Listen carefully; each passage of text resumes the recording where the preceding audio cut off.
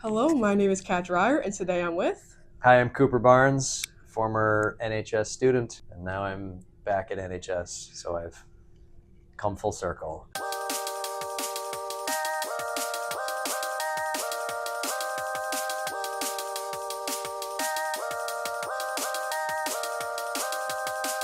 What year did you graduate high school? I graduated in 1997, class of 97, which is really the best year. Scholars maintain that's when Northville peaked, was in 97, and it's all just been a steady downhill since then. No, I'm kidding, but not really. And what building did you graduate in? I was in the old building up on the hill that I guess is now a middle school. Middle school. Middle school. But yeah, I have a lot of good memories in that old building, which I hear has been torn down. Yeah, Which it's stinks. torn down 4 years ago, I believe. What? Why would you do that? The Northville's just tearing everything down. It's a good thing you have like that historical area downtown, otherwise they'd tear all those houses down too, probably. What was your favorite memory from high school, you think, altogether? I really enjoyed all of the time that I spent in the theater department, like doing plays. There was a lot of really great memories doing shows here, and I did my first like real drama on the Northville High School stage, doing The Crucible when I was like 17. We did The Diary of Anne Frank. We did Brigadoon. We did Sound of Music. We did Fiddler on the Roof, which was a really memorable show. That was a lot of fun. That was a highlight for sure. Just a bunch of really great shows, and developed a lot of really good lifelong friends to this day. Right here at NHS. Did you have a favorite teacher and why? Yes. Well, I liked a lot of my teachers, but I will say that probably Mr. Kindy, Kurt Kindy, who was the drama teacher at Northville High School for a very long time. And for those of you that don't know him, he actually passed away a few years ago, which was very sad, but he was just the best teacher. And he was like a mentor to me, and one of the first teachers that actually said to me, like, no BS, like, you're good, like you could do this. And that like really meant a lot to me, and for him to say that, because he was also really good, in addition to being a great teacher and a really kind human being, like a genuinely like awesome person, he was also very talented in his own right. Like he had incredible comic timing. I mean, he was great. He was like Leslie Nielsen, like he was that level of good.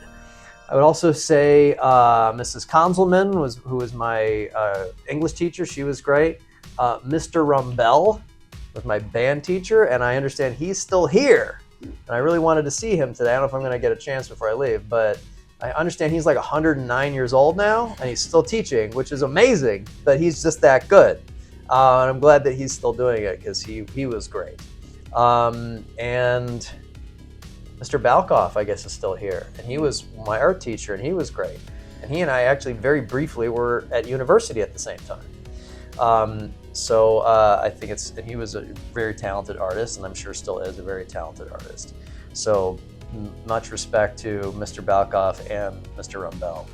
Other than drama club, were there any extracurricular activities that you did, like after school or during school? Yeah. Well, yeah, drama club and band, and I was in jazz band. Me and my friends in like 1995, for whatever reason at that time, the school board made budget cuts, and that year they made it so that Wednesdays were half days. So we had a half day every Wednesday for like I think like 2 years in a row. Like our sophomore and junior year of high school, every Wednesday was a half day. And it started the latter half of the day. So you would like come in at like 11, and that's when your school day started. And most kids would just sort of just like, oh, I'm not gonna go to school, I'm gonna sleep in or whatever. Me and my friends, we started our own public access sketch comedy show. Before YouTube, the best way to sort of like show everybody what we could do is to put it on public access, which is like if you had cable in Northville or Novi, you could like broadcast this show over the airwaves that like people could watch. We would have these big screening parties, and instead of sleeping in on Wednesdays, we would come into school and we would shoot these sketches in the hallways. So basically Northville High School was our set, and that's kind of like where I learned a love for film and TV, and that's where I learned to direct and to edit and make costumes and all sorts of things that I'm still using to this day. It all started in the hallways of Northville High School. Is there a certain food that you think everybody went crazy about? Because if you don't know right now, chicken and mash is really popular.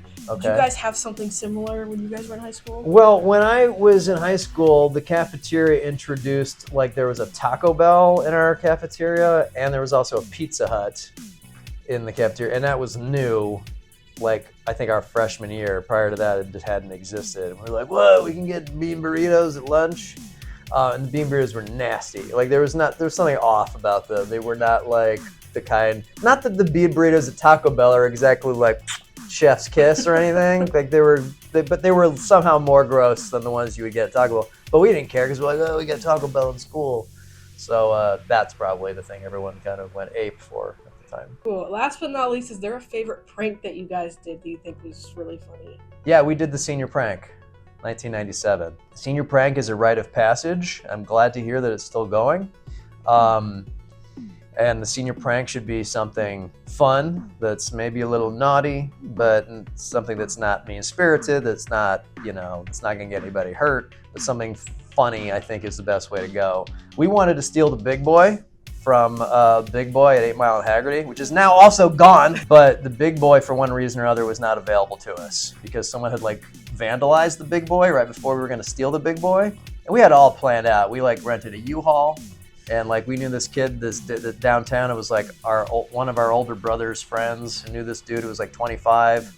He was way too old to be hanging out with high school kids, but he signed off on a U-Haul for us. You had to be 25, and we were friends with the janitors, and the janitors were gonna let us in and unlock doors for us, and we were gonna steal this Big Boy, throw it in a U-Haul, and drive it to the high school in the middle of the night. We had it all planned out, and then someone vandalized it a week before, and it wasn't there. They chained it down. So our backup plan, a friend of mine worked at a bookstore, and he had 500 bags of styrofoam packing peanuts, and we started collecting those and hiding them in the auditorium. And then we snuck in and we filled the principal's office to the brim with styrofoam packing peanuts. So when he came in, they all just fell out on him. We were really nervous that we were gonna get caught, and we were nervous we were gonna get in trouble. And by second period, or we call it second hour? Second hour. By second hour, everyone knew. Word traveled fast, and everyone in the high school knew what had happened, and we were like, yeah. So that was our senior prank. Cool. 1997. Awesome. Well, thank you for taking the time to let me interview you. You're welcome. Thanks for having me. Yeah, that's all we got. Thanks for watching. Bye.